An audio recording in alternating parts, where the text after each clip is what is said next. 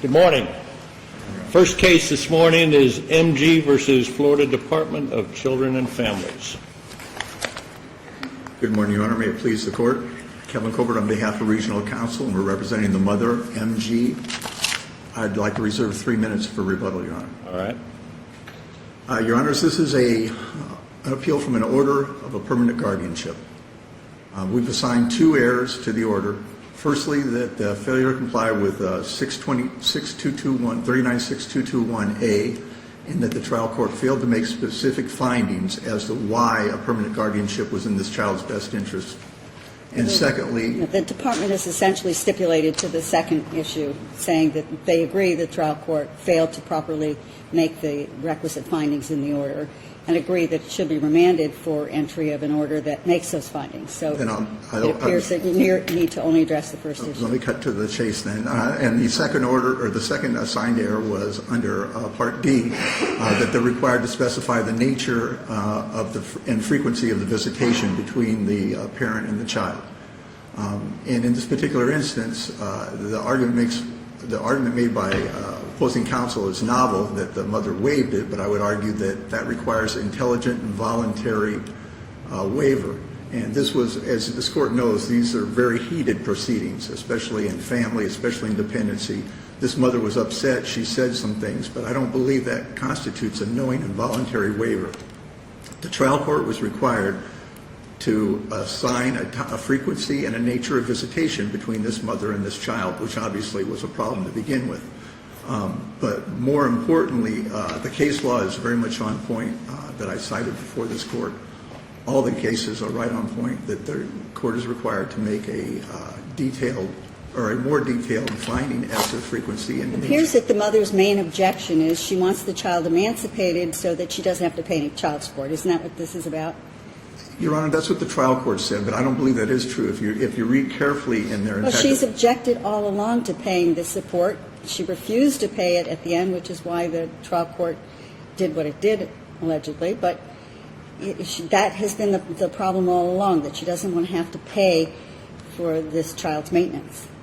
I don't believe it was, well, I understand what Your Honor is saying. I read this a little differently. I read this to say that this mother was upset with the fact that the way they were handling the money that was going to the child was getting a $750 a month SSI, plus the mother was paying $400 in child support, and they were just handing this money to the 16-year-old child. Well, apparently they did that once to see what the child was going to do, and they found that the child, spent the money, and now I think that issue has been corrected where she's on a particular allowance per week, correct? That's true, Your Honor, but I think there was more to this than that. In fact, if the Court recalls, in the transcript, the mother had a family therapy with the child where the child told her that, you know what, I want my emancipation, but I'm not going to do it because you're my meal. It wasn't a meal ticket. You're my check, which caused the mother, I believe, to cause the outburst that occurred in the December hearing. I think the bigger problem was, and the mother said this, and I believe the Court, well, it's not before this Court right now, but this child was not in therapy. We have a child who's 16 years old who had delinquency cases, who was found to be incompetent to continue in the delinquency cases, who came in because the mother was having trouble controlling her. The testimony in the December hearing was that 3 different times the guardian, her older sister, had tried to give her back to the Department of Children and Families because she was ungovernable, and the mother was saying, this child needs therapy. I mean, nobody addressed any of these issues, but again, that's not before the Court right now. But I believe that, in fact, has a lot to do with this mother's frustration, as much, or if not more so, than the monies. And if the Court really has no other questions, I'll wait for my rebuttal. Thank you. Good morning. May it please the Court, Karla Perkins on behalf of the Department. Judge Rothenberg actually hit it on the head where it's a problem with paying the child support. The case actually came in because of the volatile relationship between the mother and the child. Basically, this child had been arrested 3 times, and this was at the instigation of the mother, a battery charge, because mom and daughter do not get along at all.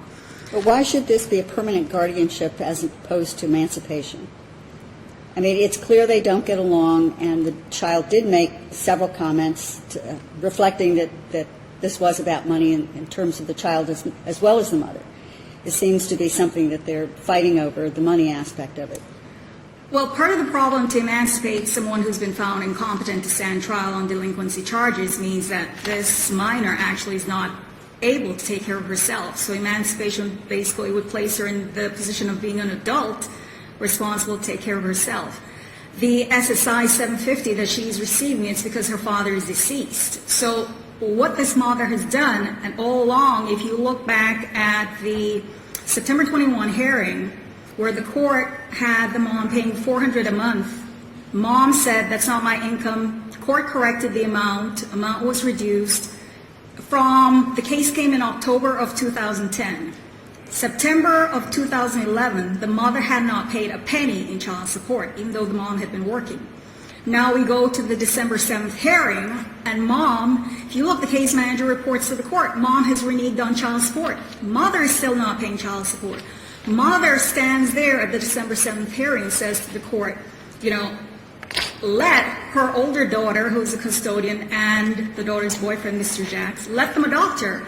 She doesn't want any further responsibility for the child.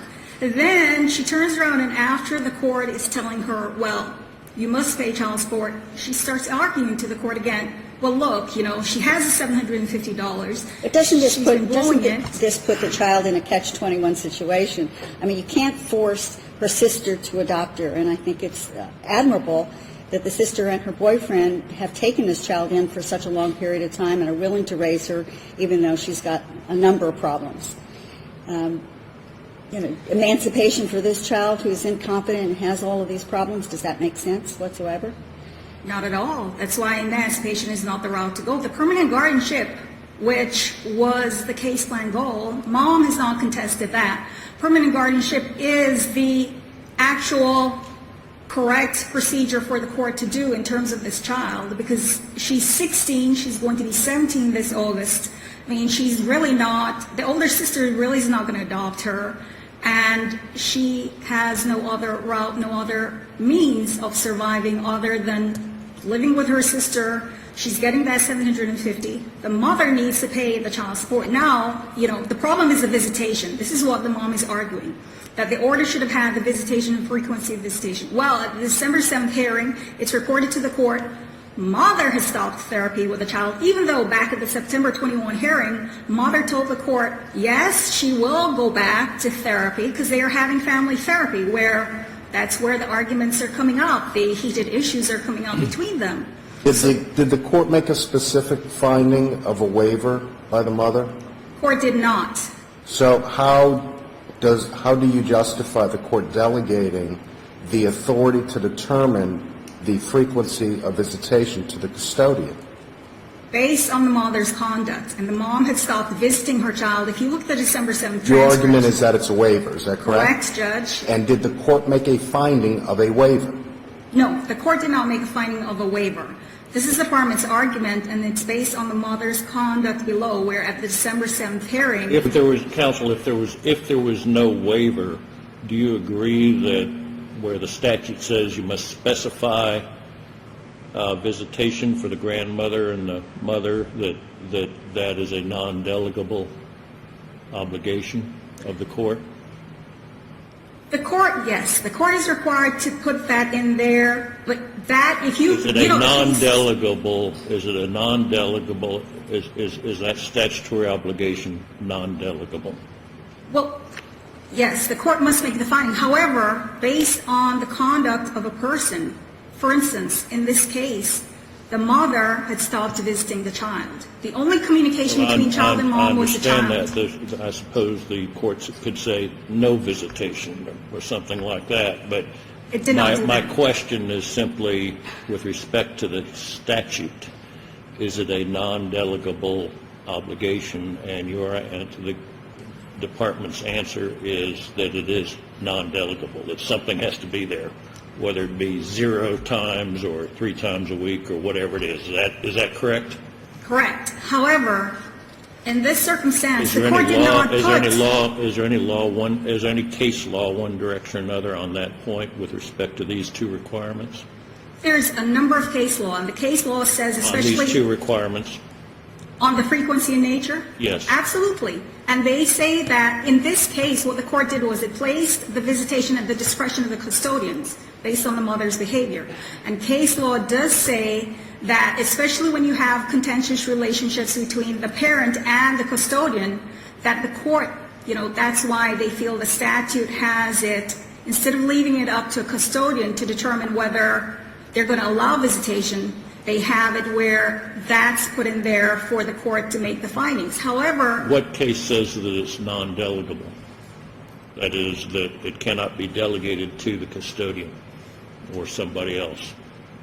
I have a number of cases here that address that, including a visitation issue that came up before this court in the case of FE, which is 173rd 305. But there are also cases here that speak about the very issue, and that is in interest of JLR, which is 64-7-3rd 1283, and the interest of AN, which is 55-7-3rd 685. They speak about that, but I'll tell you the distinction here actually is where you have the parent who wants to visit with the child. Here, you have a parent who actually promised the court that she would work with the child.